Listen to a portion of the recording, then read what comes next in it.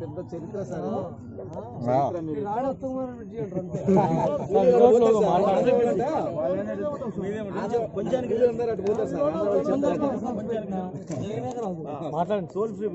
అంటే జిల్లా మీడియా వస్తుంది, అందరి మీడియాతో మాట్లాడదాం. కుమార్ గారి నాయకత్వం, ఉత్తమ్ కుమార్ గారి నాయకత్వం, కెప్టెన్ ఉత్తమ్ కుమార్ గారి నాయకత్వం, టీపీసీసీ అధ్యక్షులు ఉత్తమ నాయకత్వం, టీపీసీసీ అధ్యక్షులు ఉత్తమ నాయకత్వం, ఉత్తమ నాయకత్వం.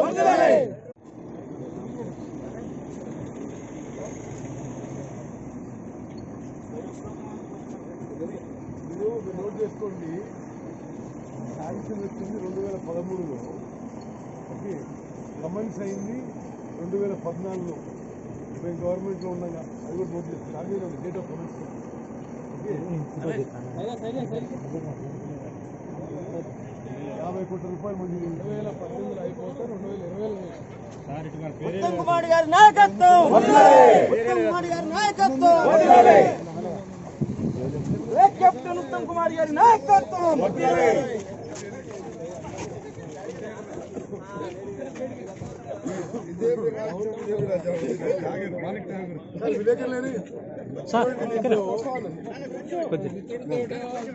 ఏంటంటే ఈ చారిత్రాత్మక వంతెన బ్రిడ్జ్ గత కాంగ్రెస్ ప్రభుత్వంలో నేను హుజూర్ నగర్ ఎమ్మెల్యేగా మంత్రిగా 50 కోట్లు మంజూరు చేశాను. దీని ప్రత్యేకత ఏంటంటే ఈ బ్రిడ్జ్ తెలంగాణ ఆంధ్రాకి ముందు ఒక వారధి కాబోతుంది. వ్యాపారం పెరుగుతుంది. మట్టపల్లి లక్ష్మీ నరసింహస్వామి 1000 ఏళ్ల దేవాలయానికి కూడా ఇంకా ప్రతిష్ట పెరుగుతుంది, భక్తులు పెరుగుతారు. హుజూర్ నగర్ ప్రాంతాన్ని మొత్తం కూడా దీని ద్వారా అభివృద్ధి చెందుతుందని చెప్పి నేను భావిస్తున్నాను. అదేవిధంగా ఆల్రెడీ మీరు చూస్తున్న సిమెంట్ లారీలు అటు ఇటు పోతూనే ఉన్నాయి. మరి ఈ వంతెన పూర్తిగా నా కృషి వల్లనే మంజూరైన విషయం, నిర్మాణం చేయించిన విషయం కూడా నేను మనం చేస్తాను. ఇంకో ప్రత్యేకత అంటే ఇటువంటి చాలా బ్రిడ్జిల్లో టోల్ ట్యాక్స్ కలెక్ట్ చేస్తారు. దీనికి టోల్ ట్యాక్స్ లేకుండా రూపాయి జనాన్ని నుంచి టోల్ లేకుండా ఈ బ్రిడ్జ్ నడిచే విధంగా మేము డిజైన్ చేసినాం, మంజూరు చేయించినాం. ఇది మట్టంపల్లి హుజూర్ నగర్ ప్రాంతానికి చాలా అభివృద్ధి చెందించే విషయం.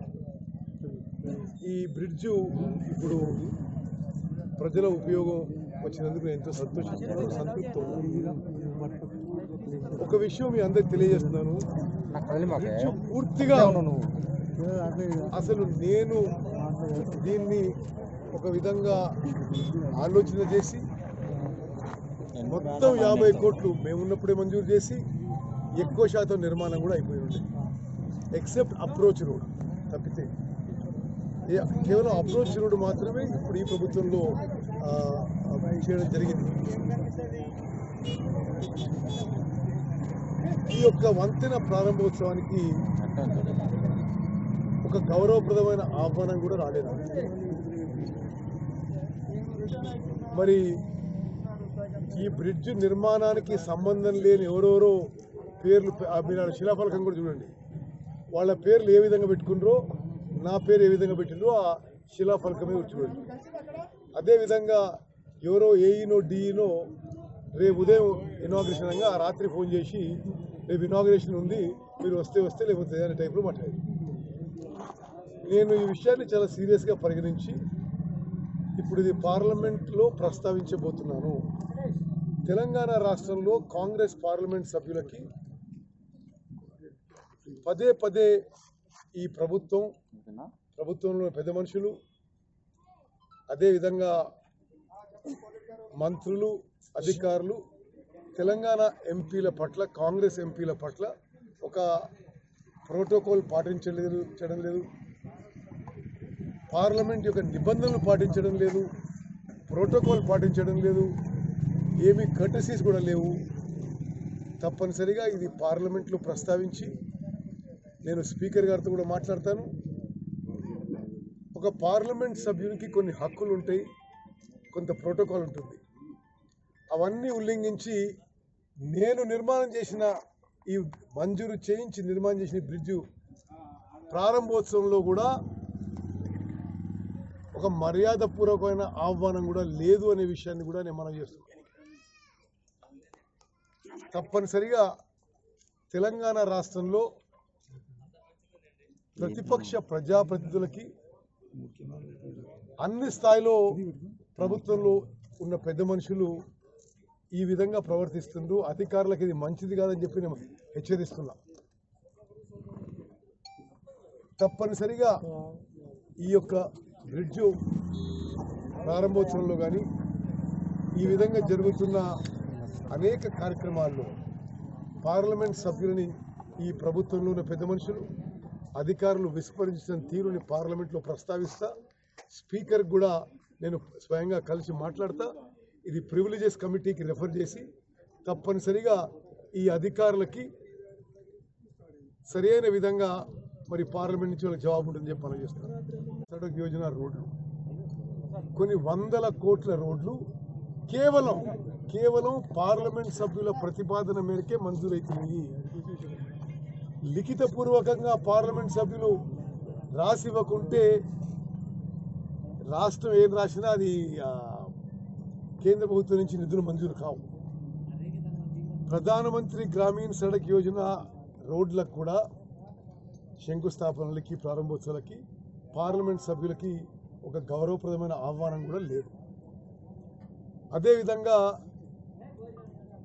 నేషనల్ హైవేస్ నుంచి జరుగుతున్న వర్క్స్ విషయంలో కూడా అదేవిధంగా జరుగుతుంది. ఇక్కడున్న స్థానిక మరి అధికార పార్టీ నాయకులు అబద్ధాలు చెప్తున్నారు.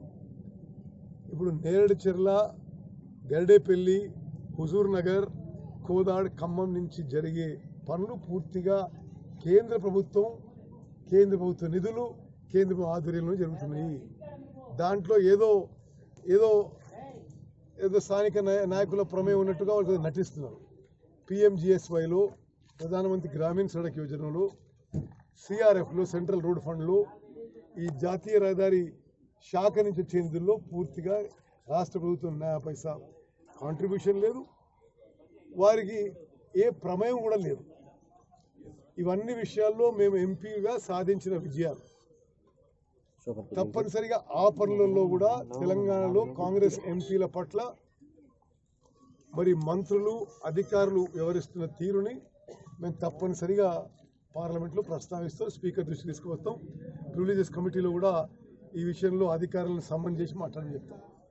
నేను స్వయాన కొన్ని విషయాల విషయంలో మా జిల్లా కలెక్టర్కి అదేవిధంగా రాష్ట్ర చీఫ్ సెక్రటరీ కూడా మరి చెప్పడం జరిగింది.